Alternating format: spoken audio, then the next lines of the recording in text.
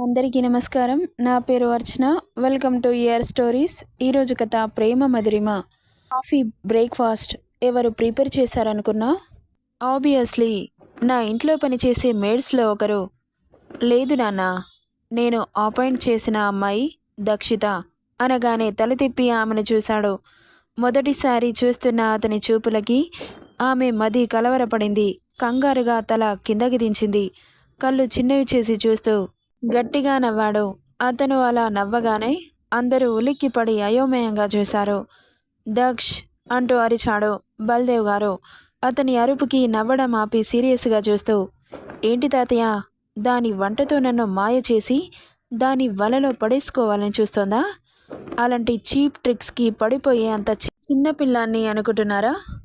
Never తాతయ్య, దాని వంట వద్దు, అది వద్దు, ఇక్కడ నుండి పంపించేయండి. ఇప్పుడు కూడా నా కడుపులో పడిన వాటిని ఎలా బయటకు పంపించేయాలా అని ఆలోచిస్తున్నాను అంటుంటే, దక్ష్, మనిషికి ఇంత అహంకారం ఉండకూడదు. ఎందుకు ఉండకూడదు తాతయ్య? నేనేం తప్పు చేశాను? నేనొక సెలబ్రిటీని. లైఫ్ని నా ఇష్టంగా బ్రతికే రైట్స్ నాకున్నాయి, ఖచ్చితంగా ఉంటాయి కూడా. బట్ మీరు నా లైఫ్ని మీ చేతుల్లోకి తీసుకోవాలనుకుంటున్నారు. అదే నాకు నచ్చట్లేదు అంటుంటే ఇంకా ఏం చెప్పి ఒప్పియాలా అని ఆలోచిస్తూ ఉన్నాడు బల్దేవ్. ఇలా బెదిరించి భయపట్టిస్తే వినడు అని అర్థమైంది. నాన్న, నీతో పర్సనల్గా మాట్లాడాలి, పద. ఏంటి తాతయ్య, నన్ను కన్విన్స్ చేయాలని చూస్తున్నారా? నువ్వు ముందు పదరా అంటూ అతన్ని రూమ్కి తీసుకెళ్లాడు. అతన్ని కూర్చోబెట్టుకొని, నాన్న, నేను చెప్పేది జాగ్రత్తగా విను. నేను నా లైఫ్లో నిన్ను ఎప్పుడు ఏ కోరిక అడగలేదు. మొదటిసారి నేను అడుగుతున్నాను. ఒకే ఒక్క కోరికని నెరవేర్చినానా? ప్లీజ్. ఆ అమ్మాయి నీకు సంబంధించిన పనులన్నీ చేస్తుంది. ఓన్లీ ఇంట్లో మాత్రమే, బయటకు రాదు. నీకు తనని ఇంట్లో ఉంచుకోవాలి అనిపించకపోతే మన అవుట్ హౌస్లో ఉంటుంది. నీ పనులు చేసి వెళ్తుంది. కుకింగ్, క్లీనింగ్ ఓన్లీ నీ రూమ్ మాత్రమే క్లీన్ చేస్తుంది. నీ డ్రెస్సెస్ ఐరన్ చేయడం ఓన్లీ నీ వరకు. తను అన్ని పనులు చేస్తుంది. తనతో, తన పనులతో చాలా సాటిస్ఫై అవుతావు. నాది గ్యారంటీ. అసలు ఏం ఆశించి ఇదంతా చేస్తున్నావు తాతయ్య? కొంపదీసి పర్మనెంట్గా దాన్ని నా దగ్గర ఉంచేస్తావా ఏంటి అని అనుమానంగా అడిగాడు. అలాంటిదేం లేదు నాన్న, జస్ట్ నీకు లైఫ్ అంటే ఏంటో తెలియాలని ఆ అమ్మాయిని నీకు పర్సనల్ అసిస్టెంట్గా అపాయింట్ చేశాను. నీ ప్రొఫెషనల్ వర్క్లో కాదు, పర్సనల్ వర్క్లో. ఎందుకంటే తాను మనిషి, మనము మనుషులమే. అందంగా లేని వాళ్ళు, పేదవాళ్ళంటే నీకెందుకంత చిన్న చూపో నాకు తెలీదు. వాళ్ళతో సావాసం చేస్తే వాళ్ళ కష్టాలు మనకు తెలుస్తాయి, బాధ్యతలు కూడా తెలుస్తాయి. అవి తెలుసుకొని నేనేం చేయాలి తాతయ్య? నాకు అనవసరం కదా, టైం వేస్ట్ కూడా. ఈ మనశ్శాంతి లేని పనులు ఎందుకు చేస్తున్నావు? లేదు నాన్న, ఏ టైం ఎలా వస్తుందో ఎవరికి తెలీదు. ఇప్పుడు మనం అనుకున్నట్లుగా జీవితం ఉండదు. సో లోకంలో ఏం జరుగుతుందో, వాళ్ళతో జీవితం ఎలా ఉంటుందో నీకు తెలిసి తీరాలి. ఇప్పుడు లగ్జరీగా బ్రతికే నువ్వు సడన్గా పేదవాడిగా బ్రతికే పరిస్థితి వస్తే బ్రతకలేవు. అలాంటి పరిస్థితి రాదు. నేను రాణించుకోను.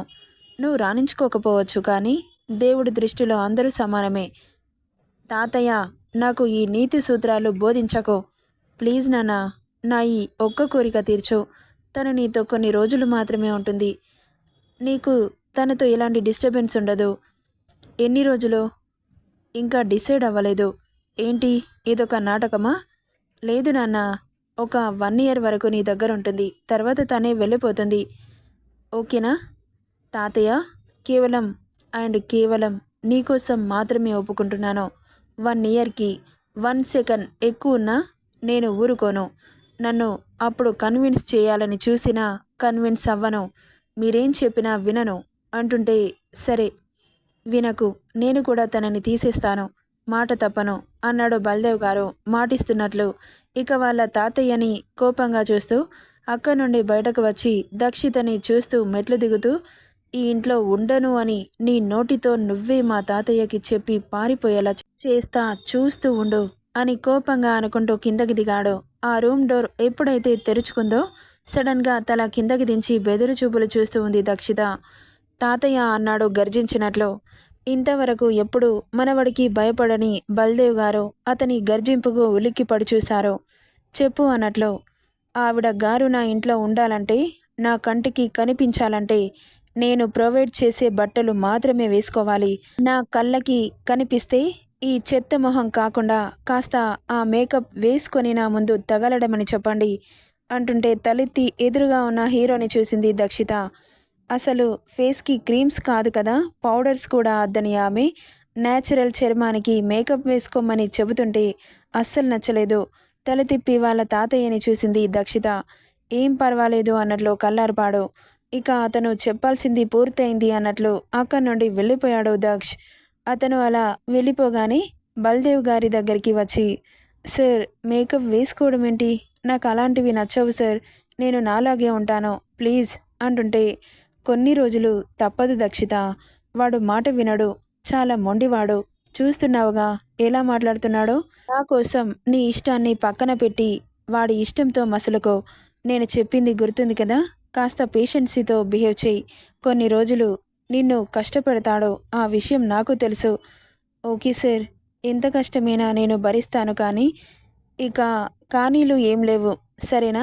అనాథ పిల్లలకి మీ ఊరి జనానికి వచ్చిన కష్టం నుండి కాపాడుతాను, నేను హామీ ఇస్తున్నా, నువ్వేం టెన్షన్ పడుకోకు అంటుంటే సరే అన్నట్లు తలపి రెండు చేతులు జోడించింది. పర్వాలేదమ్మా, వాడితో సావాసం అంత ఈజీ కాదు, చాలా టిపికల్ అంటుంటే, నాకు తెలుసు సార్, ఆయనని చూస్తుంటేనే తెలుస్తోంది, అయినా కానీ భరిస్తాను అనింది. నువ్వు ఉండాల్సింది అదిగో అక్కడ అని విండోలో నుండి కనిపిస్తున్న ఒక చిన్న బిల్డింగ్ని చూపించాడు. నేను ఒక్కదాన్నే ఉండాలా సార్? లేదమ్మా, నీతో పాటు ఇద్దరు మేట్స్ కూడా ఉంటారు, అందులో మగవాళ్ళు లేరులే, అందరూ ఆడవాళ్లే ఉన్నారు అనగానే కంగారుగా చూసిన దక్షితకి ఆ మాట వినగానే కుదుట పడింది మనసు.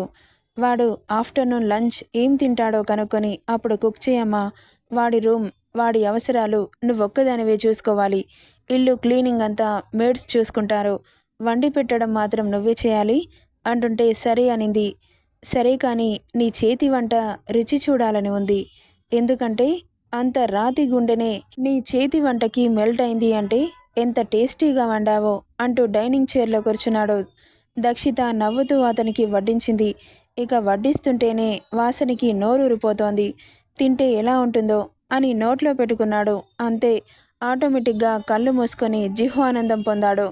అబ్బా, ఇంత రుచికరమైన వంటని నా లైఫ్లో ఎప్పుడూ తినలేదమ్మా, ఇది పొగడత కాదు, నిజం చెబుతున్నాను, థ్యాంక్ యూ సార్ అనింది నవ్వుతూ.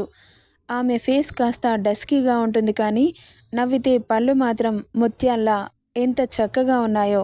ఆమె నవ్వు ఆమె మొహానికి చాలా అందం తెచ్చింది. చంద్రుడు కూడా ఎప్పుడు ఒకేలా ఉండడు, ఎందుకంటే మన మనసు బాగుంటేనే ఆ చంద్రుడు కూడా అందంగా కనిపిస్తాడు.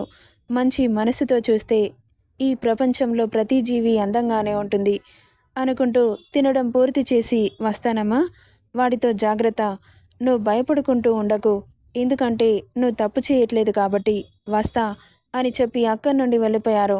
వెళ్తున్న అతన్ని అలాగే చూస్తూ ఉండిపోయింది దక్షిత. ఇప్పటి నుండి తన జీవితం ఎలా ఉంటుందో అన్న భయం మొదలైంది. ఇక్కడ దక్ష్ షూటింగ్లో చాలా బిజీగా ఉన్నాడు. ఆఫ్టర్నూన్ లంచ్ అక్కడే కంప్లీట్ చేస్తాడు, కానీ ఈరోజు మాత్రం ఒక కన్నింగ్ థాట్ అతని మైండ్లోకి వచ్చి చేరింది. ఏంటయ్యా అంటే ఏంటో గెస్ట్ చేయండి. రేపటి వరకు నెక్స్ట్ పార్ట్లో ఏం జరుగుతుందో చూద్దాం. ఈ స్టోరీ ఎలా ఉందో మాత్రం చెప్పడం మర్చిపోకండి. Thank you for listening.